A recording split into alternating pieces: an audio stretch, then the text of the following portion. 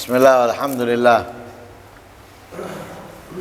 Wassalatu wassalamu ala rasulillah Sayyidina wa maulana Muhammad bin Abdillah wa ala alihi wa sahbihi wa man walah wa la hawla wa la quwata illa billah. Nawaina ta'alum wa ta'alim wa nafa al-intifa' wal mudhakarata wa tadhkir wal ifadata wal istifada wal hasala tamassuki bi kitabillahi wa sunnati rasulihi wa du'a ilal huda wa dilal alal khair ibtigha'a wajhillahi wa mardatihi wa qurbihi wa thawabihi minallahi ta'ala. Qala al-musannif rahimahullah wa nafa'ana bihi wa almikum fid dharain amin. Wa qala ta'ala fi fasfil mughtarrin wa dhalikum dhannukum alladhi dhanantum bi rabbikum ardaakum fa asbahtum minal khasirin. Wa fil hadits al-ahmak man atba'a nafsahu hawaha wa tamanna 'ala Allahil amani. Wa fi riwayah al-ajiz badal al-ahmak.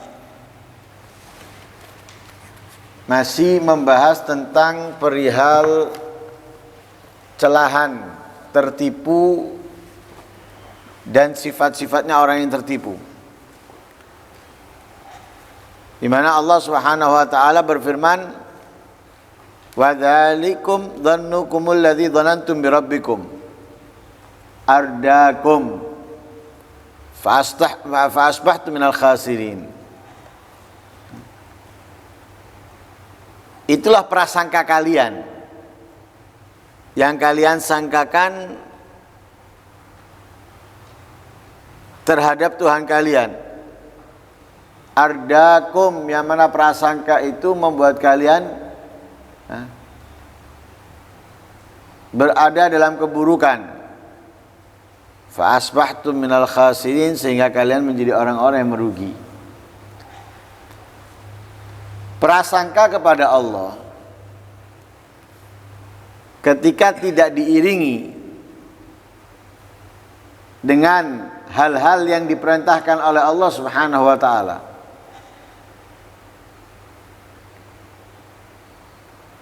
tidak dengan meninggalkan apa yang dilarang oleh Allah Subhanahu wa taala, maka prasangka tadi itu tidak menghasilkan kebaikan, tidak menghasilkan kemanfaatan. Justru memberikan kepadanya keburukan, kehancuran, kehinaan. Dengannya ia menjadi orang-orang yang rugi. Kalau dengan menjalankan apa yang diperintahkan oleh Allah, menjauhi apa yang dilarang oleh Allah, menjadi husnudzon, berbaik sangka kepada Allah, dan itu bagus. Itu akan memberikan kemanfaatan, akan memberikan kemuliaan, akan memberikan hal-hal yang menyenangkan untuknya dengan husnudzon itu. Tapi ini tidak. Jadi seperti husnudzon, berbaik sangka kepada Allah, akan tetapi salah, karena ia meninggalkan apa yang diperintahkan oleh Allah, melakukan apa yang dilarang oleh Allah. Husnudzon, ya keliru. Tidak sholat, kepingin ampunannya Allah. Allah pengampun.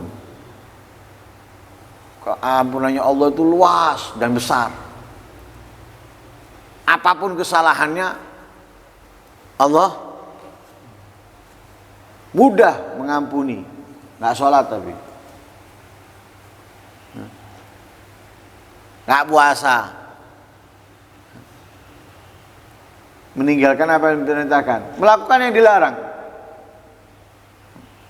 judi, mabuk. Lah prasangka dia kepada Allah tadi itu benar nggak salah, tapi perbuatannya dalam berprasangka itu nggak benar. Kenapa tidak diiringi dengan apa? Menjalankan perintahnya Allah, atau tidak diiringi dengan menjauhi apa yang dilarang oleh Allah. Prasangka ini memberikan keselamatan buat dia, memberikan keberuntungan. Tidak, fa'ardakum. Justru prasangka itu menenggelamkan kalian dalam keburukan, kejahatan. Nah, kalau sudah seperti itu, fa'asbahtum minal khasirin. Di dalam hadis Nabi SAW bersabda, al-ahmak, dalam riwayat al-ajiz. Al-ahmak orang yang bodoh, al-ajiz orang yang lemah. Man atba'a nafsahu hawaha, siapa orang yang bodoh atau orang yang lemah itu? Man atba'a nafsahu hawaha, orang yang manut, nurut kepada hawa nafsunya, ngikuti nafsu, ngikuti hawa nafsu, menjadi makmumnya. Apa yang dimau hawa nafsu siap dijalankan, tidak dilawannya, tidak dihindarinya. Itu orang yang lemah, itu orang yang bodoh. Kenapa dikatakan orang yang bodoh atau orang yang lemah? Lo sudah tahu, nafsu itu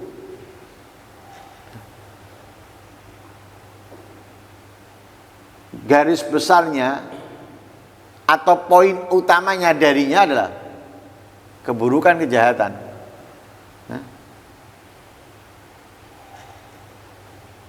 Inna nafsa la ammaratum bisu. Di dalam ayat Quran sudah dijelaskan, inna nafsa la ammarah.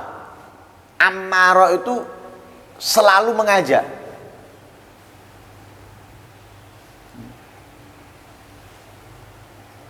Kemana? Bisu, melakukan kejahatan, keburukan. Selalu mengajak dan memaksa melakukan kejahatan, keburukan.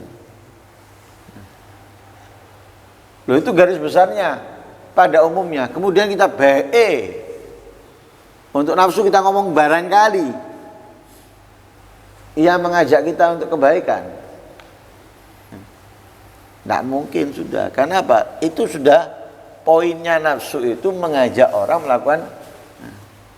Kan ada nafsul mutmainnah. Ya itu nafsu sudah yang terdidik, yang sudah dilatih. Dengan apa? Melawannya, menentangnya. Nah ini kita nggak pernah menentangnya, nggak pernah melawannya, menganggap nafsu itu adalah nafsul mutmainnah. Tidak bisa. Nafsul mutmainnah itu sudah kita didik, ibarat binatang buas sudah dijinakkan. Kamu bercanda gurau, kamu bermain dengan dia, tidak membahayakan. Kenapa? Sudah dilatih. Ular berbisa. Kalau sudah dikeluarkan bisanya aman, kalau belum jangan coba-coba. Lah nafsu kita belum kita keluarkan bisanya, kemudian kita anggap tidak membahayakan, tidak bisa. Nafsu yang mutmainnah itu yang sudah dihilangkan bisanya, atau buasnya dihilangkan, bisa diajak bermain, suruh lompat, suruh menghibur orang bisa. Kenapa? Sudah dijinakkan, sudah dilatih. Itu yang mutmainnah, yang belum, tidak bisa. Orang yang bodoh ngikuti, sudah tahu nafsu ini selalu mengajaknya keburukan, kok diikuti. Selalu mengajak kepada kerugian, kok diikuti, bodoh. Kenapa? Sudah pasti, sudah jelas bahwa nafsu itu mengajak keburukan, diikuti. Ini orang yang bodoh. Kemudian wa tamanna 'ala Allahil amani. Kepada Allah hanya angan-angan saja, memberikan harapan aja, angan-angan. Jadi nafsu itu memberikan angan-angan kepada orang dari Allah, kepada Allah, angan-angan aja. Jadi apa yang diberikan nafsu kepada orang itu hanya fata morgana, membuat dia hanya pengen tapi nggak bakal dapat. Kamu nanti dapat ampunan, kamu nanti meraih ini, meraih itu, dan lain sebagainya. Dikasih angan-angan saja, dikasih gambaran enak saja, tapi itu semuanya nggak ada, nol, kosong. Itu nafsu. Nah, karena itu dikatakan orang yang bodoh, katanya Rasulullah, orang yang lemah, ngikuti hawa nafsunya, kemudian hanya berangan-angan kepada Allah, untuk ini, untuk itu. Sebaliknya, wal kayyis man dana nafsahu wa amila lima ba'dal maut. Kalau tadi orang yang bodoh yang ngikuti hawa nafsu, yang dia hanya berangan-angan mendapatkan apa yang menjadi keinginannya dari Allah, tapi nggak bakal itu dia dapatkan. Sebaliknya lawannya apa? Orang yang pintar, orang yang cerdas. Bagaimana orang yang cerdas? Orang yang cerdas itu mandana nafsahu. Orang yang beramal. Orang yang selalu memerhatikan apa yang dilakukan dan apa yang akan dilakukan.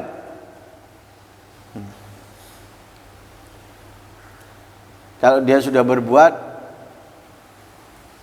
dia periksa, dia koreksi, dia introspeksi diri. Gimana tadi? Bacaannya, sholatnya, perbuatan ini, perbuatan itu di introspeksi. Dia lihat waktu-waktu yang dilewati,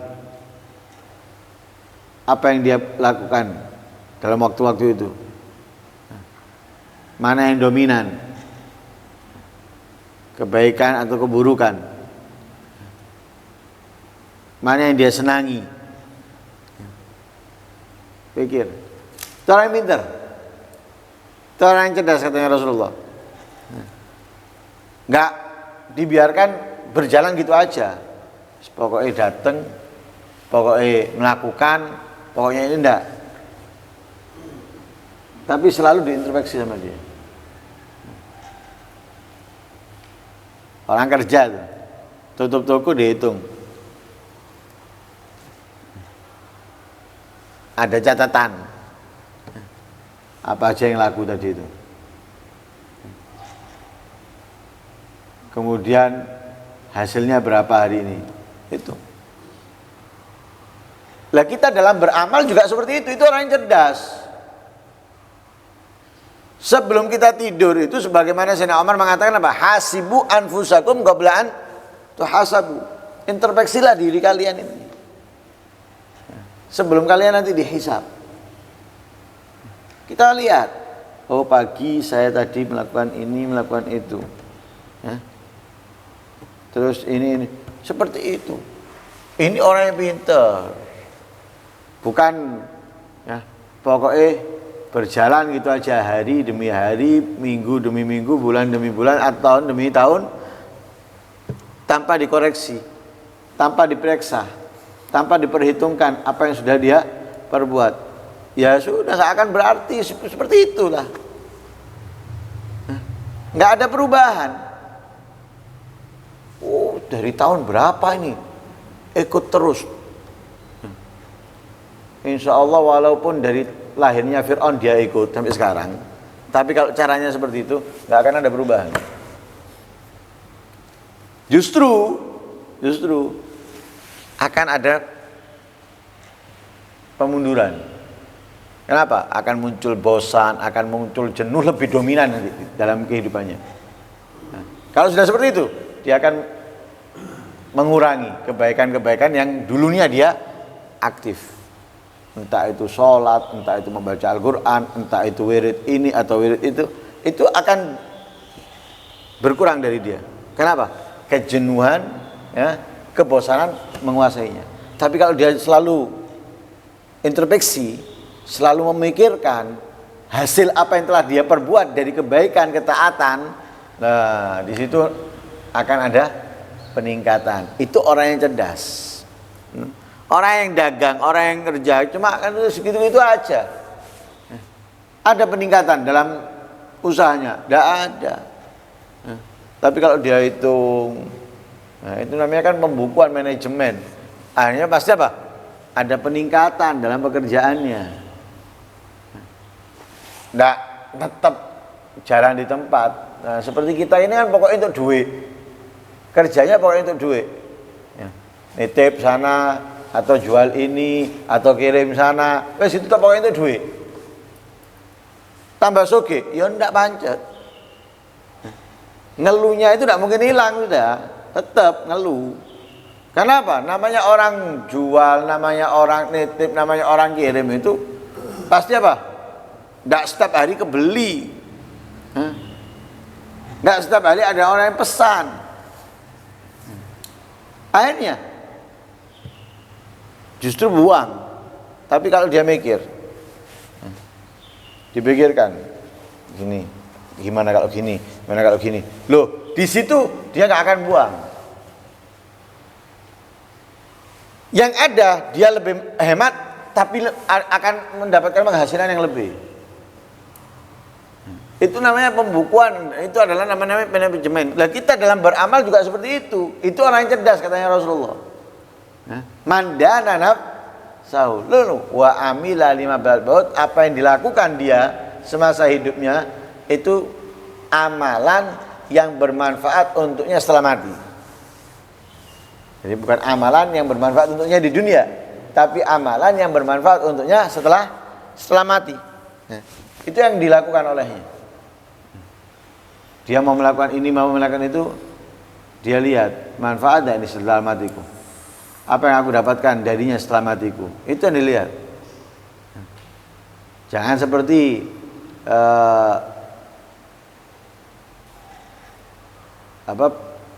pemain-pemain, entah itu dalam politik atau dalam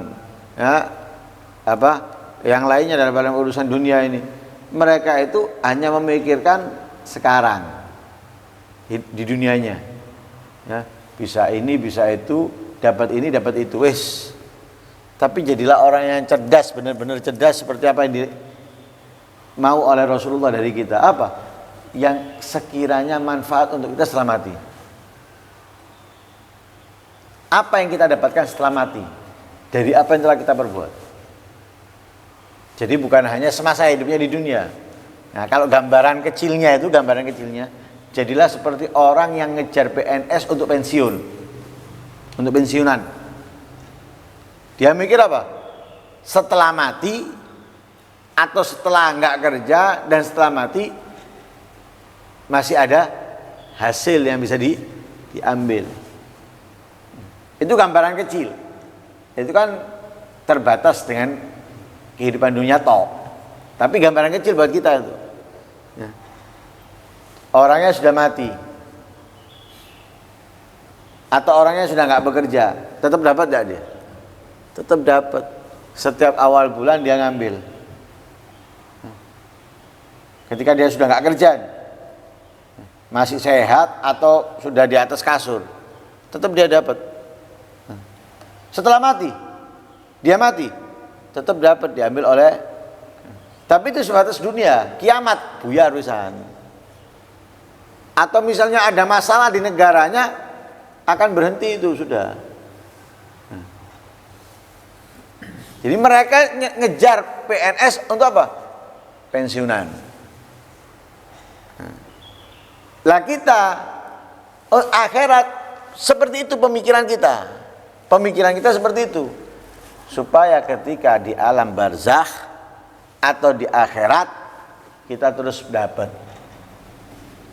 Nah, alam barzah sudah nggak kerja kita, sudah nggak ibadah lagi, ya, nggak ada sholat, nggak ada puasa, nggak ada baca Al-Quran, nggak ada majelis ilmu, nggak ada. Tapi bukan berarti nggak bisa sholat, nggak bisa membaca Al-Quran, karena ada orang-orang yang di barzahnya itu dikasih kemuliaan oleh Allah, tetap melakukan ibadah walaupun tidak berpahala. Nggak ada pahalanya, dia sholat nggak ada pahalanya, dia membaca Al-Quran nggak ada pahalanya, atau bisa meningkatkan derajatnya, nggak bisa. Kenapa? Bukan dar amal, bukan untuk beramal di alam barzakh atau di akhirat, hanya menerima pembalasan aja. Di alam barzakh itu menerima balasan. Lah orang cerdas memikirkan ia ingin menerima hasil, walaupun dia sudah berpindah alam di alam barzakh. Nah, itu orang yang cerdas, katanya Rasulullah. Wa amila lima ba'dal maut. Apa yang dilakukan itu, ya, yang dipikirkan apa yang dia dapatkan setelah kematian. Nah. Lah, walhasil orang yang tertipu, ya, orang yang tertipu, dia berbuat tapi tidak ada dia mengandalkan sifat-sifat wajib atau mulianya Allah untuknya, akan tetapi ia meninggalkan apa yang diperintahkan oleh Allah. Jadi cuma angan-angan, cuma angan-angan. Nah, dia tidak akan dapat, justru dia akan hina, sebagaimana yang difirmankan oleh Allah, fa asbahtum minal khasirin. Ardakum fa asbahtum minal khasirin. Ardakum, membuat kalian buruk itu, membuat kalian kacau, ya. Fa asbahtum minal khasirin, menjadikan kalian orang-orang yang rugi. Dan semoga kita dijadikan oleh Allah orang-orang yang cerdas. Amin. Ya, yang selalu bisa meningkatkan kebaikan dan mengurangi rasa jenuh dan bosan dari kehidupan kita untuk ibadah, dan semoga kita tidak tertipu dengan hawa nafsu, atau hanya sekedar angan-angan mendapatkan kemuliaan dari Allah tanpa adanya usaha. Amin Allahumma amin. Wassallallahu alaihi wasallam Muhammadin wa ala alihi wasallam. Alhamdulillahirabbil alamin. Al-Fatihah.